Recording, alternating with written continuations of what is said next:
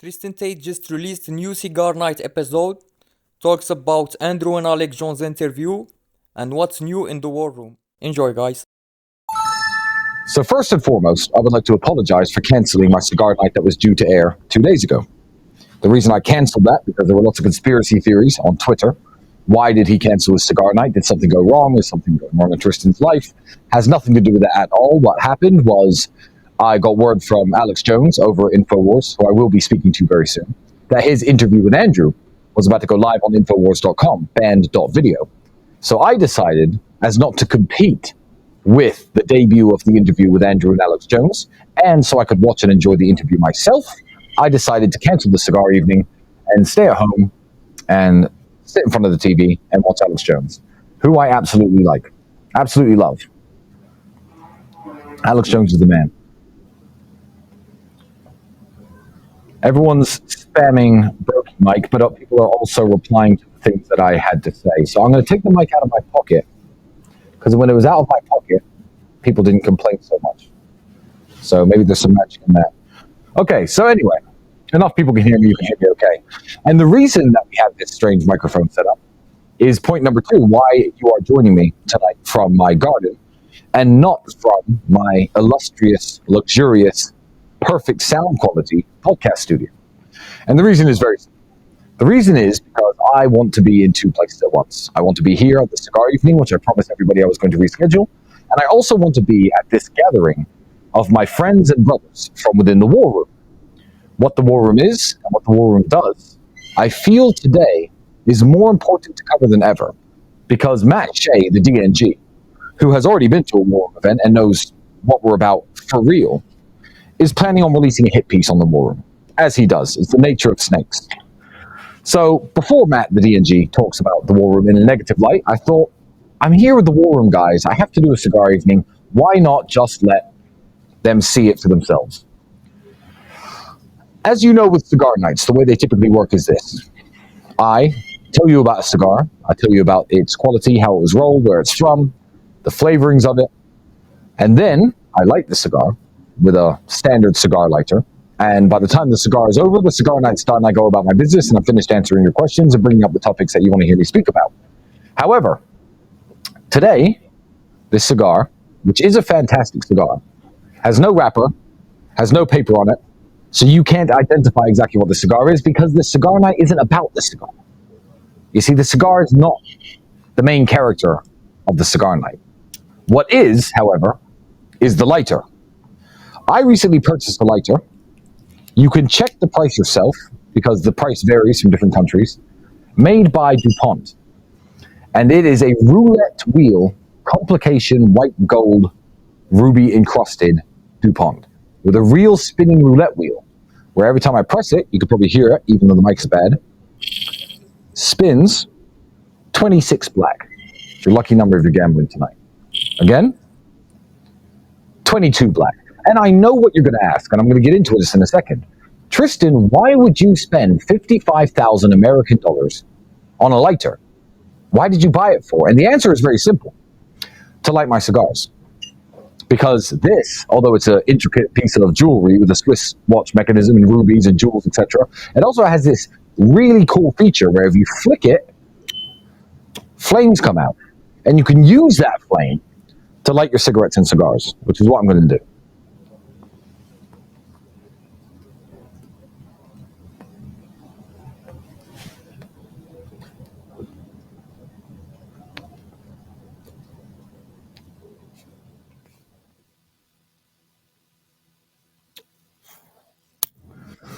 What an incredible invention. It's certainly worth $55,000. I mean, if you were to offer a caveman this level of technology, roulette wheel, so the caveman would know how to gamble. Gambling is haram, don't gamble. But the technology to make fire from your bare hands, the caveman would think it was worth $55,000 or whatever the equivalent currency was at that time. But today, everybody thinks, oh no, you can get plastic lighters. You don't need a $55,000 cigar lighter, but they're wrong. Which brings me on to my first topic of today's cigar evening, which is rich people making stupid and gratuitous purchases.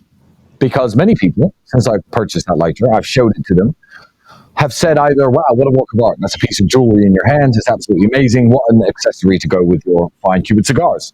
But a few people have said, what a waste of money. You should not have wasted 55,000 American dollars on a lighter.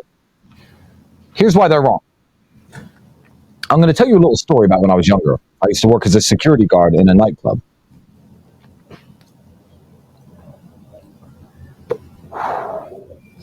And I used to see rich people, or people with money to waste, go into that nightclub when I was making £100 a day, and they used to spend money on drinks and champagne upwards of 10, 20, 30,000 pounds. You know how people do it in London.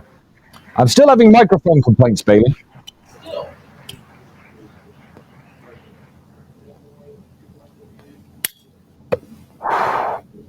So now as I sit here as a 34-year-old man, everyone's saying shitty audio, fixed mic.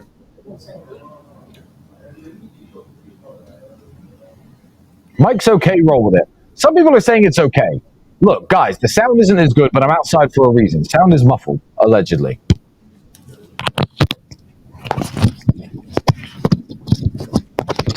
Hopefully that's better. If that's not better, everyone else can kiss my ass. If this is not better, you can all get lost. Hopefully it's okay now. Because he literally just swapped the microphone. Mike is mid. Okay, if it's mid, get over it. I'm not inside the podcast studio. I'm outside. The wind is blowing, the sun is shining, planes are flying overhead. If the sound is not perfect, literally get over it. Muffled, fine. Great. They're just spamming, fine.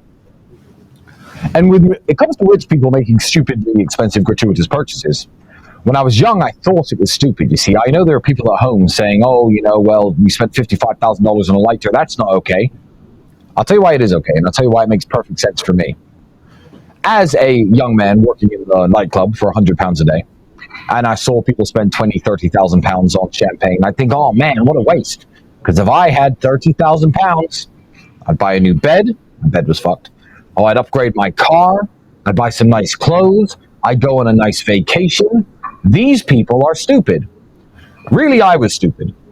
And the reason I was stupid is because I should have realized that by the time a man has the money where he could spend 30,000 pounds on drinks on a Friday, that his bed isn't broken, his car is perfectly fine, top of the range, he has a nice house, he can go on vacation whenever he likes. So I know that people are going to say that this lighter is a waste, but it's a thing of beauty, it's a work of art, and I like it. And $55,000 to me is not what $55,000 is to most people. And if I like this lighter and I want to light my cigarettes and my cigars with it, then why shouldn't I have it? Because it doesn't make much of a difference to me. If I were to spend $50 on a lighter back when I was broke, people wouldn't think that was necessarily that stupid, but I only used to make about $50 a day working in my fast food jobs, for example. I make more than $55,000 a day. This is less than a day's work. It's fine. So I like this lighter, and that's what the cigar meeting today is about. It's not about the cigar, it's about this lighter, which I'm going to put on display for all of you to look at. I'm going to try and get the gold one if it comes up for sale. There's only 88 of these in the entire world, and this is number 5 of 88. So I'm going to try and get the gold one, but until then, you're going to have to look at this one on my cigar nights. It's absolutely wonderful. Now, another question, which brings me to why I'm sitting here in my garden today, is, oh, you spent $55,000 on a lighter. You could have given that money to charity. Motherfuckers, what's wrong with you? I am so tired of purchasing things and hearing from people who do nothing for charity and who do nothing for anyone else in the world what I could have done with that money instead, that they would prefer me to do with it. I give a lot more than the cost of that lighter to charity, and that is actually why I'm sitting here in my garden today. In a moment, a bunch of people are going to come out the house when they're finished talking and giving their speeches, and they are members of the War Room. And the War Room members are here this weekend in a gathering to raise money for charity. The War Room does events, which teaches various things: how to dress, how to behave, how to act like a gentleman, how to shoot, technical skills, sales, things that benefit you in life, things that help you grow as a man. But the War Room, unlike the previous meetings we've done this weekend, I decided to just host a bunch of War Room dudes in my house. Everybody donated amounts of money to charity at random, and the first 50 people got to come to my house to speak to me. I think that one of the guys only donated a couple $100. It was all he had. But here he is invited to my home in Romania. I want to make something very, very clear. I do not allow strangers into my house. But the War Room are not strangers. A hit piece is coming out on the War Room. Matt the DNG is working on it. But what the war room really is a network of men who all share the same vision in life. They share the same attitudes, the same goals, the same aspirations, the same values. That's who the war room is. I used to hear many years ago that you only ever have 5 real friends.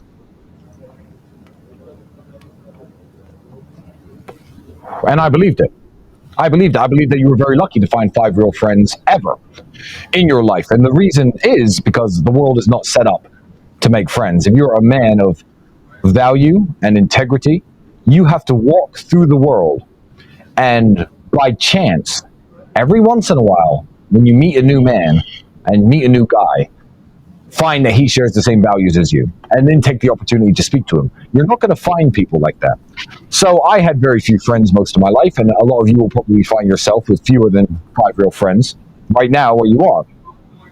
I have more than 100 friends, 100 men I could trust with my daughter, with my money, with business. I could let them borrow my cars.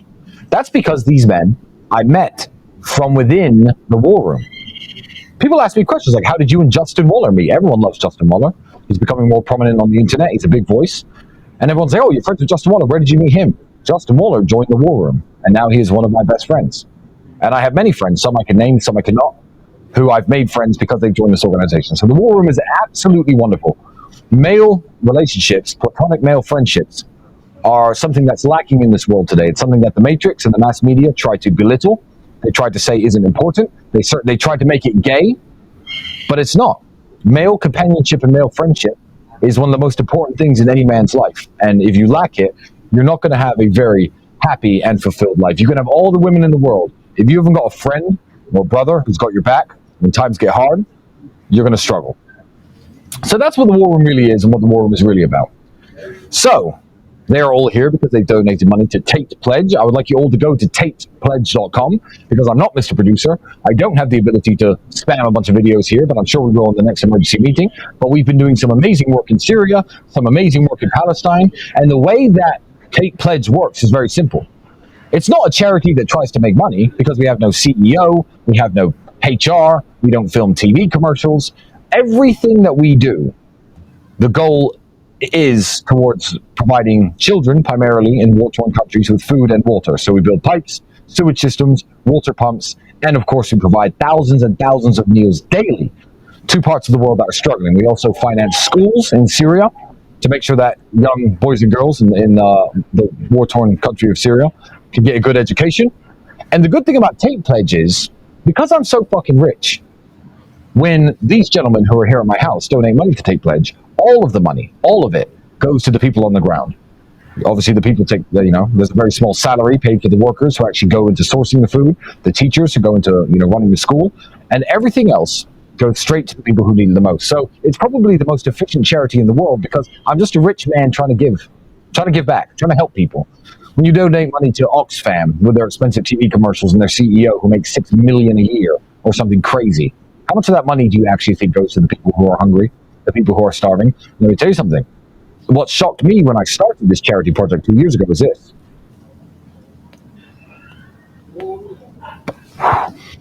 I can't believe how cheap things are in the third world.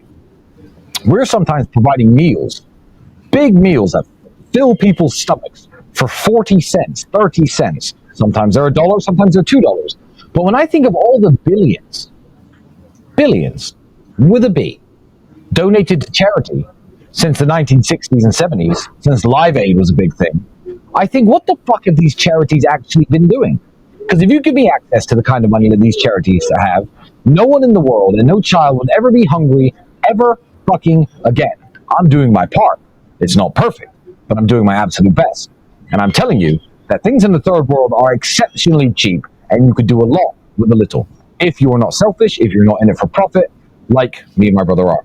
So, all the gentlemen who are about to come out here and start smoking cigars and having drinks and eating great food have raised over $200,000 in one weekend, and all of that goes directly to the Tate Pledge, and that's why you're joining me in my car. So I've had a few topics that I wanted to talk about today, because I get asked a few questions, and there were some that were very, very interesting for the last cigar night that actually didn't take place. So I've covered why I'm here. I've covered why I'm outside. But we're going to get into the meat of the cigar night. Now, everyone obviously watched me trounce Andrew in a race on the streets. If you haven't seen it, go to rumble.com/Tate Confidential. Me and Andrew engaged in a race where he took his $660,000 McLaren 765 LT. There's only about 800 of those in the world. The Romanian authorities, TCOT, have one of mine. I'm going to talk about them at the end of this podcast. And I was driving, of course, my 1979 Lada 1500, and I won the race. How did I win the race? Everyone asks me, Tristan, why do you drive that Lada around? I think some of you get it. If you're from Eastern Europe, if you're from Romania, Russia, Ukraine, Moldova, Belarus, you understand the comedic value of driving a Lada around. But a lot of people in the world don't get it. So why do I drive a 1979 era communist Soviet Union built piece of shit car? I'm going to tell you why I do it. One, because I have every other car in the world, and I think it's special. And I'm going to tell you the reasons why it is special. Here's where you have to understand about business. Business works because of competition. That's the way the economy works in capitalism. This cigar, bad example. You'll laugh at me if you know why. This laptop is made by Apple. Apple is a company in California. Other companies make laptops. They all make their laptops. They try to make them cheaper and better and more efficient and faster with better features than other laptops at a lower price point. And the people who nail the quality for price point mark tend to win in competition. So my Lada was not built in a state of competition.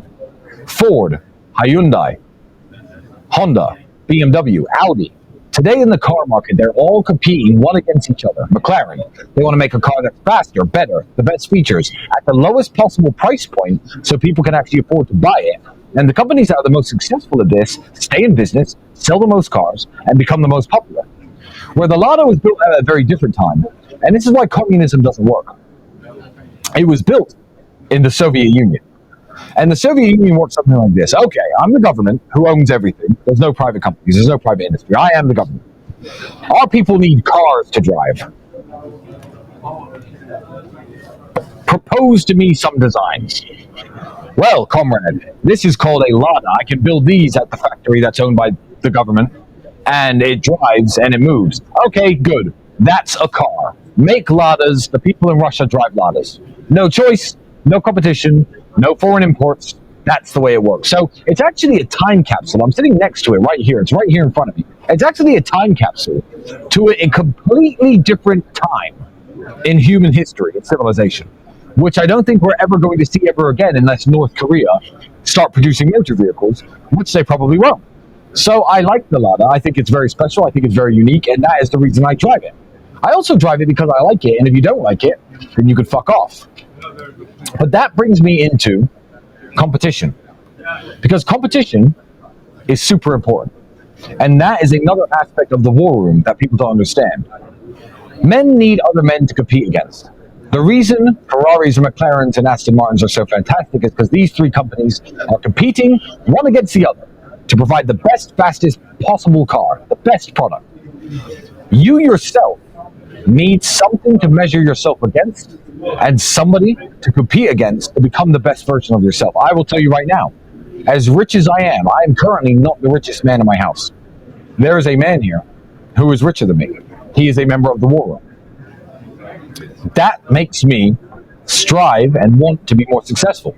Yesterday, everybody here was doing some boxing. Of course, when Matt Shea partook in war room boxing, he was, oh no, he punched me in the face. This is assault. Why does he want to do this? We compete in boxing because the ability to be violent and to protect your friends and your family and your loved one and your possessions is integral to being a man. And some people did much better because some are experienced boxers and experienced fighters, and some are not. And those who are not today are promising us, as their group of friends, as their group of brothers, that they are going to do better in themselves. They're going to train harder. And when I see them again, they're going to do better. We have people who are striving in business, people who are inspired by me, people who are inspired by the guy who's here who's richer than me. I'm not going to say his name. And a few of the other people who are like, I'm going to be at the point you are if you give me. And if he's not, at him. Holding yourself accountable and competing with other men is super important to being an optimum man, an optimum human being. which is why McLarens are technically better than Ladas. See how I keto roped it back in? Skill. So competition between men is super important. That is another aspect of what we do in the war room. So these men's donate, how much they individually get pledge have not been made public, but the top 10 donors have been congratulated. The top 5 are going to have people on the ground and personalized thank yous for the financial contributions they made and the meals they provided, because it lifts the heart. It makes people feel good. So, and the other people in the room are thinking, okay, well, I came here, I didn't donate that much money, but next time we run a fundraiser like this, we can expect to raise $250,000. $250,000 in a weekend to feed starving children. But that's not what people want to say about me, is it? That's not what the media want to say about me. So I'm going to talk about the main topic of today's cigar night, because I'm only going to be online for about 35, 40 minutes. It's not going to be as long as many of my others. I'm going to get to your super chats at the end. The big bombshell has dropped, ladies and gentlemen. If you trust the BBC, I'm going to tell you they actually got something right. The BBC got access to the case file, the indictment that was submitted to judges to say these men are human traffickers and these men are guilty. Now, this is a bombshell, ladies and gentlemen, and the BBC actually reported factually. So you would think, after 1.5 years of investigating me, after spying on me and following me for 6 months, after locking me in a prison cell for 3 months, after going through every electronic device I have ever owned, after searching every property that I have ever had, after talking to every girl who I have ever made love with, they have completed this indictment to show the judge that I'm a human trafficker, and the BBC have got their hands on it, and the BBC are leaking information from the file. So given the millions of dollars spent, trying to prove I am something I'm not, given the massive amounts of human resources used to try to prove that I'm a human trafficker, the indictment says, the bombshell, the worst thing the BBC could possibly find, because believe me, they want to find the worst thing, is that I once referred to my girlfriend as a slave. Think about that. BBC, if you're listening, that isn't the bombshell that you think it is.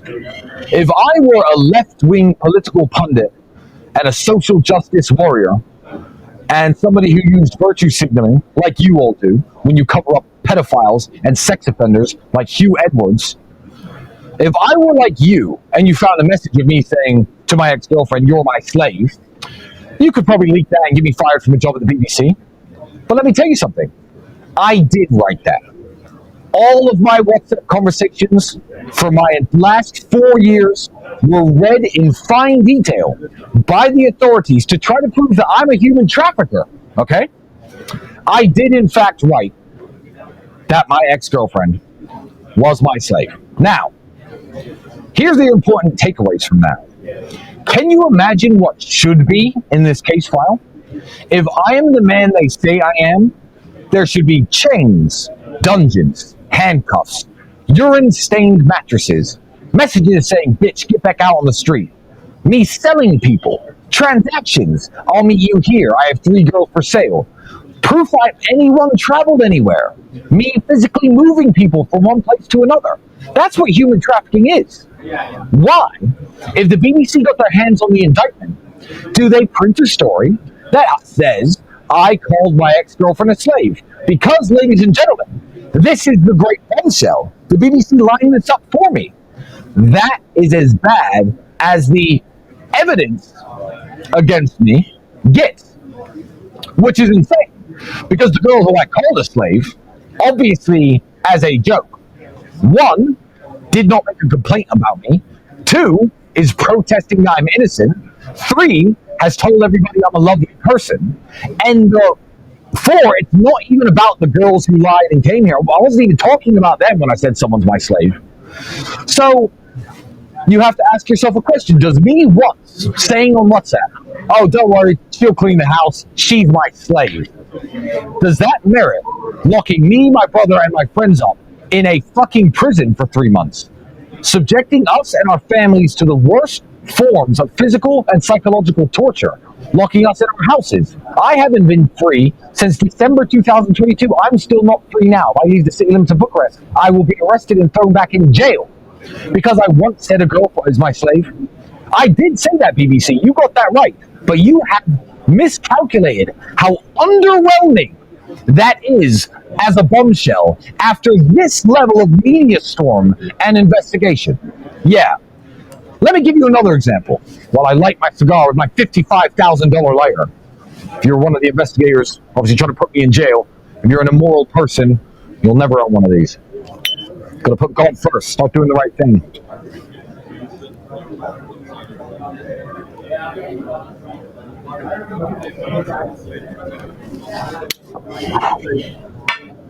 I had a conversation 1 week ago with the mother of my daughter. She sent me an image of my daughter drawing with crayons on the walls of the house. And I said, haha, I'll kill her when I get home. Now, I did say that. Cut it up, take it out of context as much as you like, spread it around the world. Because I said that, would you think it was prudent to spend millions of dollars investigating me for potentially being a homicidal child murderer? Would you think it prudent to take me and my brother and my friends and lock us in prison for month after month after month while you investigated the possibility that we run an organized criminal group that conspires to kill children when no children are harmed, no children are murdered, no crime has ever taken place, but I did say in a message, I'll kill her when I get home. That is exactly the same as what has happened to me, ladies and gentlemen, because the core of the evidence, the piece of evidence that makes me look the worst, is me saying, haha, this girl's my slave, she'll clean the house, she's my slave. Does that mean I enslave people? I am a half-black man. I am a descendant of African-American slaves. Does me making a joke that my ex-girlfriend was my slave mean that I'm in fact a slave owner? You can make up your own minds, ladies and gentlemen. And I encourage all of the affiliates and TikTokers out there to cut this argument up and put it out there, because this is the bombshell that the BBC have dropped. I'm going to give you another example of evidence leaked from the case file that's in the news I would like to address.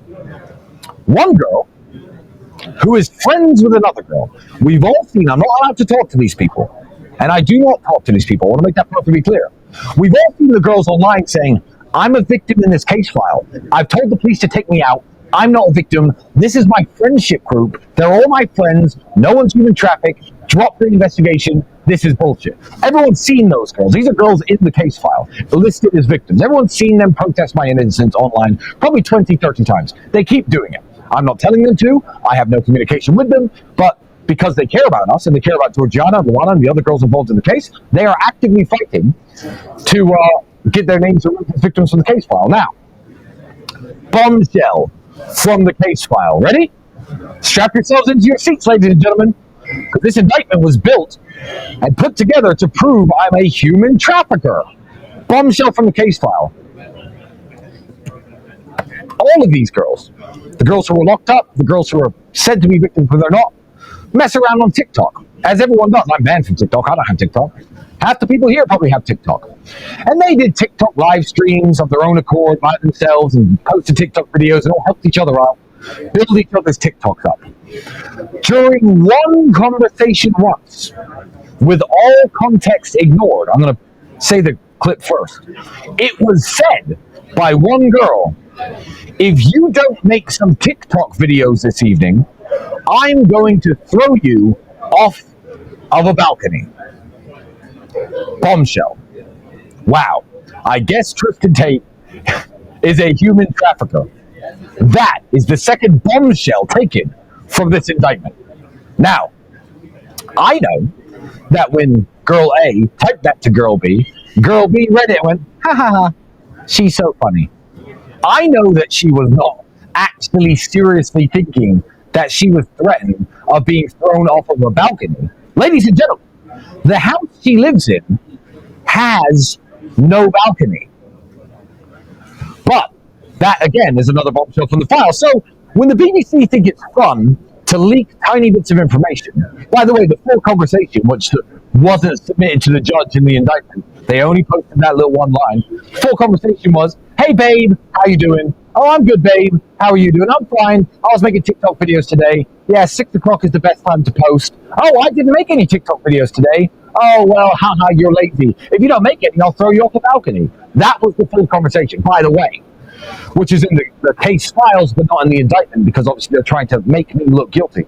So that is the second bombshell. Can you imagine if you found a real human trafficker, what would be in that case file? Can you imagine? Think about it. Someone who kidnaps, sells, and traffics women. What would be in the indictment for the judge to look at? So although the BBC and a bunch of these stupid news organizations, the MSN, the fake news, think they're very clever by leaking these tiny bits of the case to try to make me look guilty, let me explain something to them. You know who else looked at my indictment? Judges. Honorable, stand-up judges. Educated judges who understand law, who understand what a crime is, who definitely understand what a joke is. And every time a prominent Romanian judge has looked at the indictment, at least one of them, if not both of them, have voted to release me and loosen my restrictions. If there was evidence in that indictment that I was actually, in fact, a human trafficker, that would not be the case, and it shouldn't be the case, because human traffickers belong in jail. So, Matt Shea, the DNG, is working on a new hit piece about me. Bombshell from the case file. I called my ex-girlfriend a slave once. Oh my God, lock me up. We'll be there. Amongst the usual, probably fake witnesses, faces blacked out. I'm going to guess there's going to be a bunch of fake screenshots in there. And, yeah, good luck, Matt. But you're a loser and no one cares what you think. Now, I've got one question that I actually want to answer before I go back to talking about what's going on here in my house tonight. Because this I thought was a very interesting one. I have a social media platform. I'm not banned everywhere. I am allowed on X, formerly Twitter. And I was having a very interesting conversation with somebody, and people keep asking me about what I think about X and the future of X and how I think the free speech movement is going and how Elon is spearheading it by taking over this company. And I also get asked, "Hey, Talisman, do you want Instagram back? What would you do if you got Instagram back?" I'm going to explain to you why I do not want Instagram back. The best thing Instagram could do for themselves as a company is to let me back immediately, today, tomorrow, reinstate my account. And I'm going to tell you why. Because if I was given my Instagram back now, I would use my Instagram. And me and my brother would have two of the biggest, most active accounts in the world, and a lot more hours we spent on Instagram, because Instagram are losing the social media war. And the two biggest soldiers for any social media platform have been cut off of Instagram because of their woke ideology. The best thing Instagram could do is to allow me back on Instagram immediately. And I'm going to tell you why. Elon Musk is too smart, and Elon Musk is going to bury Instagram. What do you mean by that, Tristan? What do you mean Elon Musk is too smart? What do you mean he's going to bury Instagram? I'm going to tell you what I mean. He is going to bury Instagram for the simple reason that Elon Musk is Elon Musk. Give me 5 minutes. Before Mark Zuckerberg got into the social media game with Facebook, who was he? He was a guy who built websites. Some guy in college who built websites. Jack from Twitter, that guy from MySpace, forgot his name, Tom. Who were they? Guys who could build websites. And they built these websites. The websites took off. They were some of the first things, I guess, to go viral. Do you have a Facebook profile? Do you? Oh, I do. And they spread around the world. These people making billions of dollars in the process. Billions. But they are just guys who build websites. I have not seen a single thing from any of these men, besides their initial websites, that has impressed me at all. Remember Mark Zuckerberg's metaverse? How many people use the metaverse? 0. It looked like a cheap, bad graphic World of Warcraft style office simulator. And surprise, surprise, with billions invested in that, it didn't take off. Poor Mark Zuckerberg. Facebook did, because Facebook was, I guess, a relatively new idea. Instagram did, relatively new idea. But these guys are just guys who built a website and in a way got lucky. That's why they will never ever be able to compete with Top E, Space Master, King of the low Earth orbit, Elon Musk. And I'm going to explain to you why. Elon Musk isn't just some dork who built a website. Elon Musk is a killer. Elon Musk took over businesses like Tesla, an electric car company, and everyone laughed at him and laughed at the concept and turned it into one of the most successful car companies on planet Earth.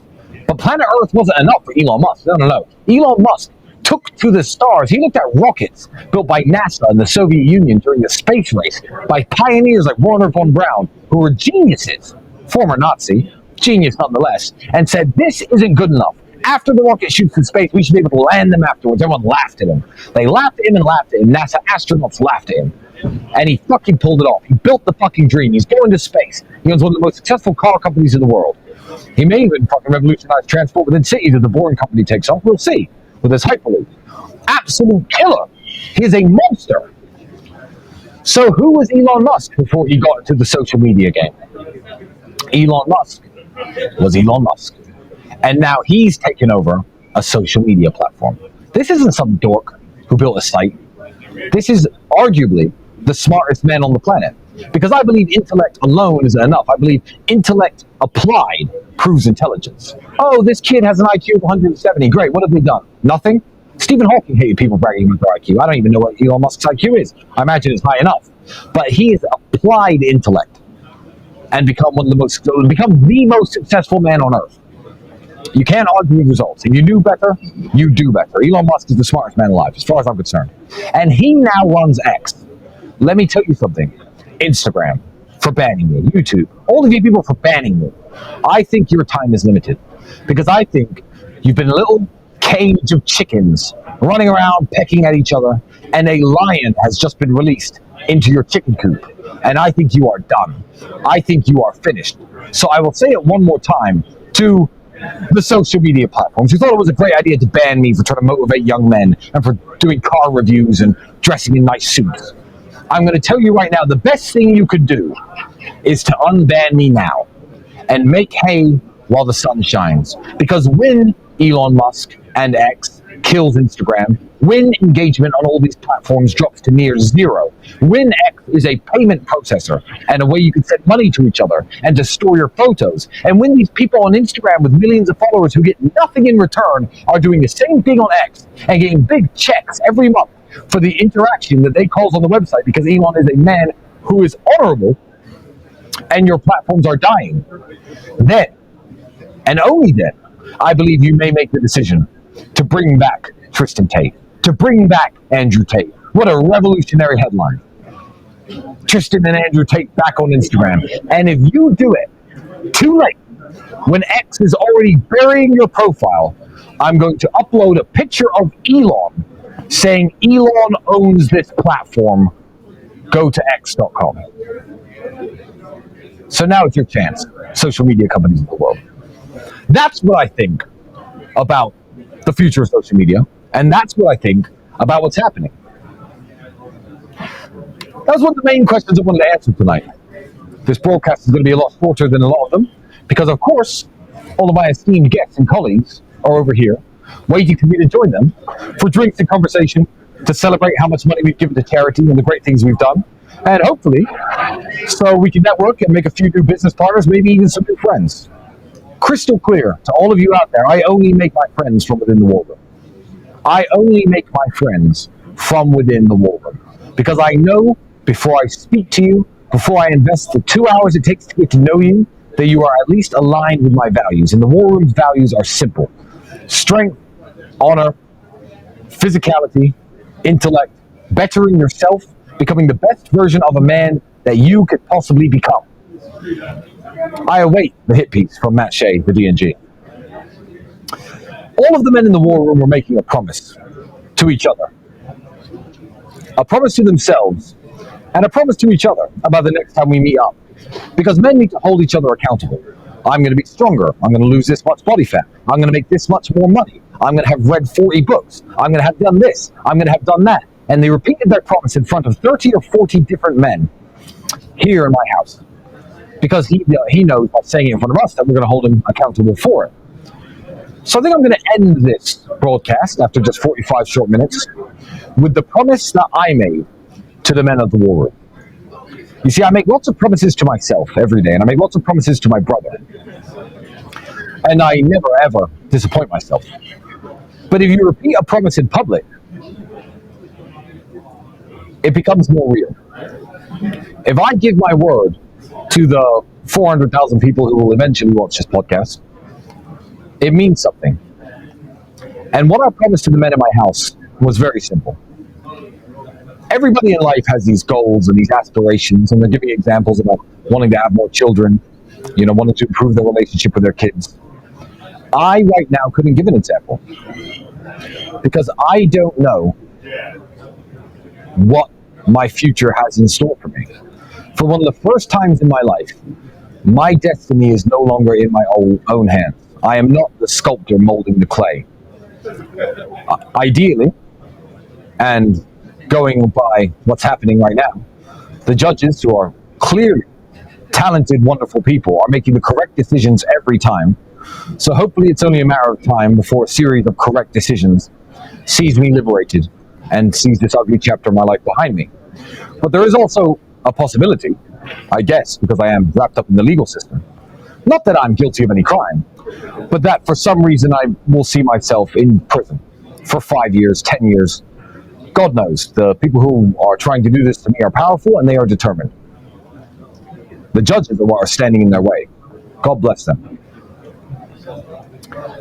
Here's my promise that I made to the War Room, and I'm going to make the same promise to all of you, my friends and fans who join me on these wonderful cigar evenings. My promise is this. No matter what they do to me, I will never, ever, ever break down crying like some other prominent masculinity coaches and male mentors out there in the world who cry like babies all the time when they're asked hard questions or when they go through hard times. I will never mentally break. I will never become an alcohol or a drug addict. I will never go to a therapist. I will never say I have depression. I will never apologize for anything I've ever said, and I will never apologize for anything I've ever done, because the Lord knows I've broken no laws and committed no crimes. I will never apologize for being who I am. I find it very strange that when somebody has a sexual deviation, or they say that they're transgender, they can say, I was born this way, and they instantly get let off the hook for anything wrong they do. I have done nothing wrong. But this is a quote from Ice Cube, actually, in his interview with Tucker Carlson. He said, you know what, I was born this way too. And I feel that. That's who I am. I am Tristan Tate. I will never break down. I will never falter. I will never apologize. I will never stop talking to you. I will never go offline. I will never stop streaming on Rumble. I will never stop posting my opinions on X. I'm going to continue to talk and continue to be me, and I will never, ever, ever let them mentally break me or let them mentally upset me. To the people who are trying to do this to me, you will never, ever, ever get to me. I will go to jail for the rest of my life with my chin held high and a smile on my face, because I know I'm innocent. Most of the world knows I'm innocent, and I know who I am. So that's my promise to the world. You can always count on me. And for all of you out there who send me nice messages all the time saying, I look up to you like a bigger brother, I look up to you like a father, for some of the younger guys, I'm always going to be here for you. They're going to have to kill me to stop me. Good night.